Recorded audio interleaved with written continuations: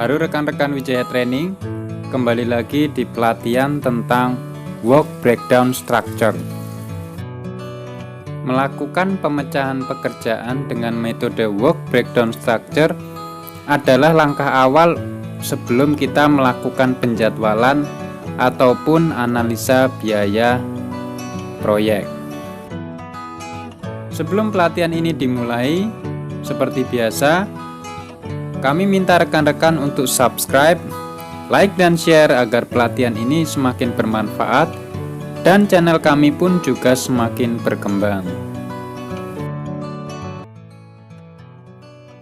Halo rekan-rekan, kali ini kita akan bicara tentang Work Breakdown Structure atau yang sering disebut dengan WBS.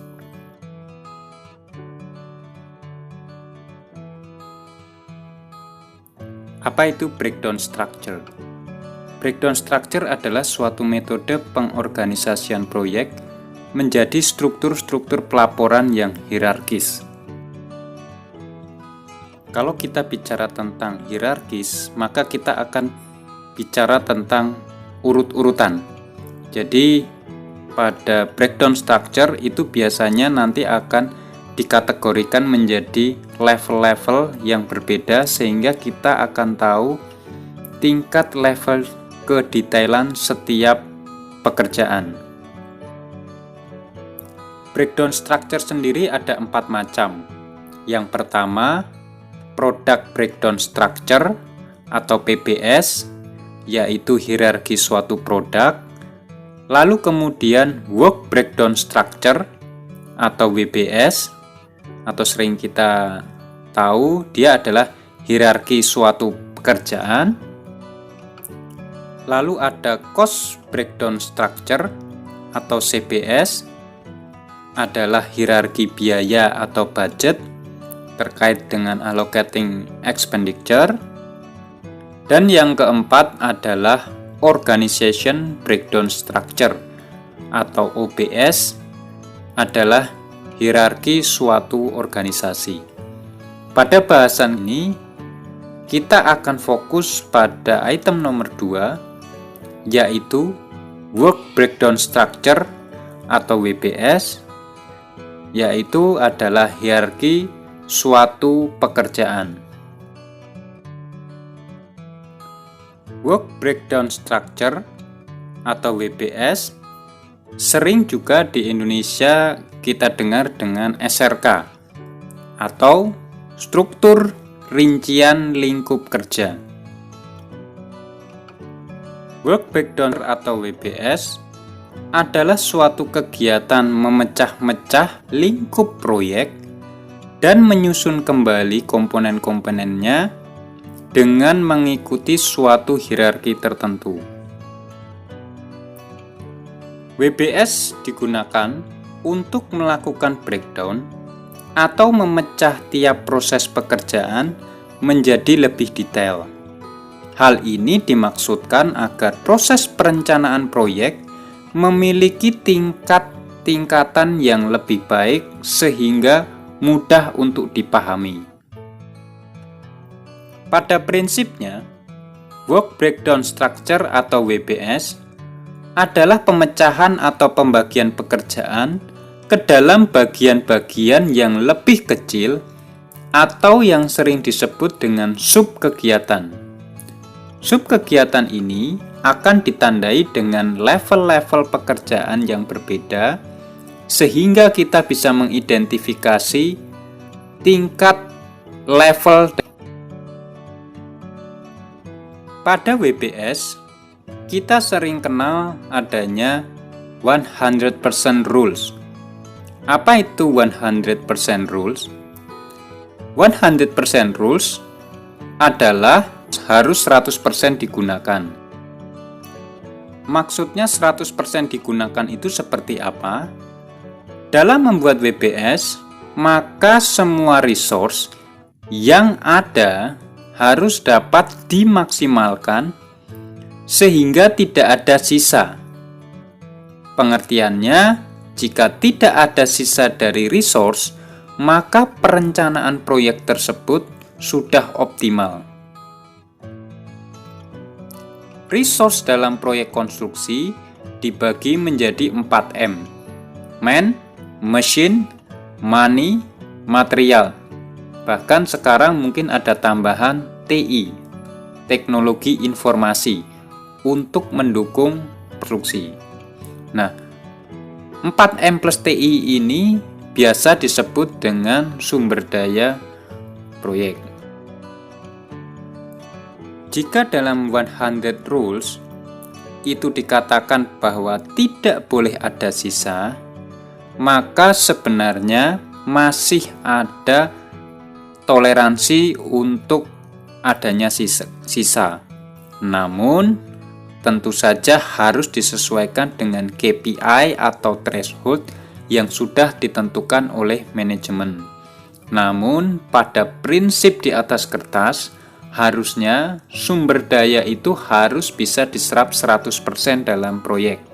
Jikalau belum terserap 100% dalam proyek, maka akan menjadi sebuah indikator bahwa apakah pekerjaan-pekerjaan tersebut sudah dilakukan breakdown dengan benar atau tidak.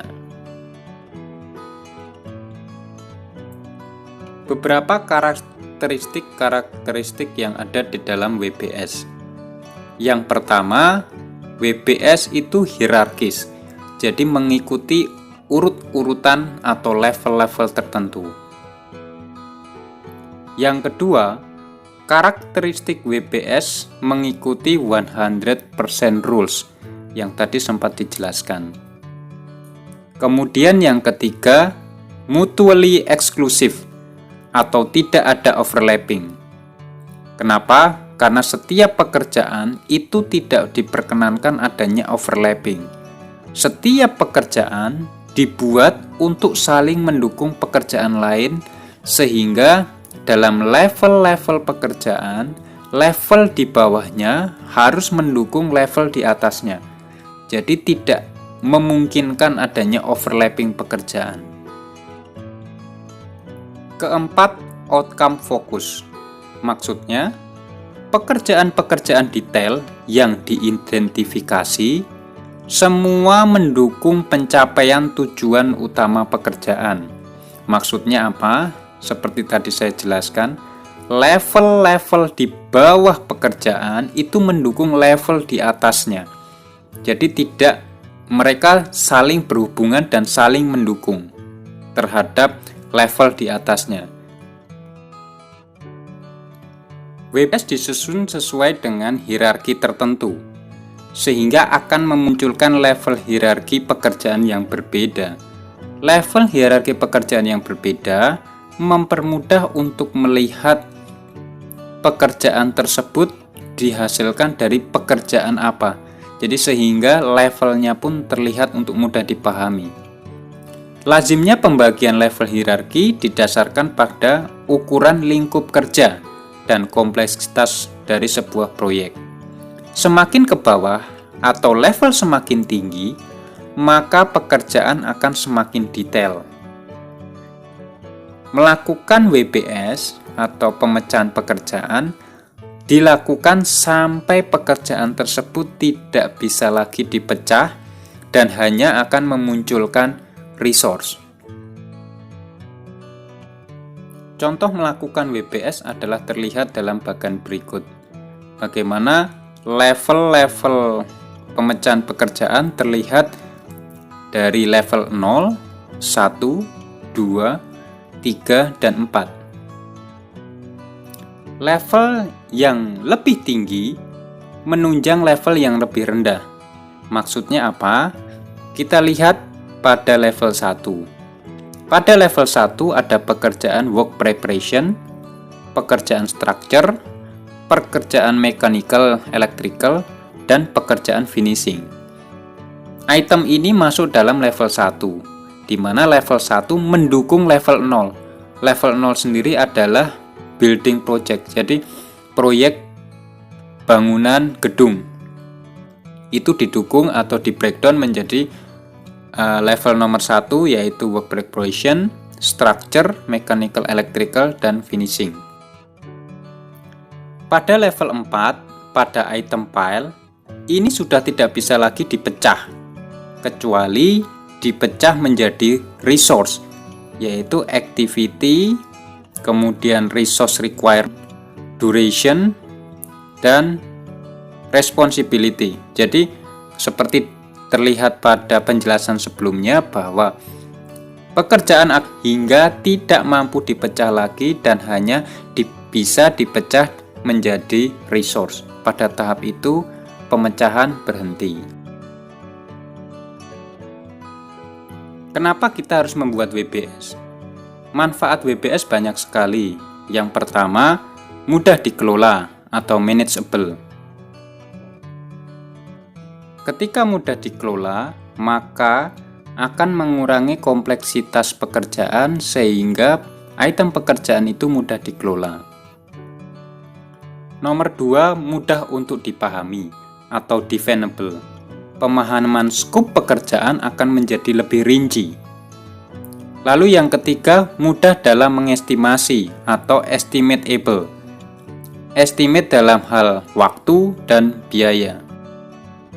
Jadi di sini bisa saya katakan bahwa ketika kita melakukan WBS dengan benar, maka akan mempermudah bagi kita melakukan penjadwalan dan melakukan estimasi biaya.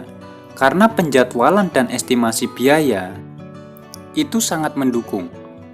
Jadi ketika kita membuat kurva S, maka WBS, kemudian penjadwalan, dan estimasi biaya itu item-itemnya harus sama persis.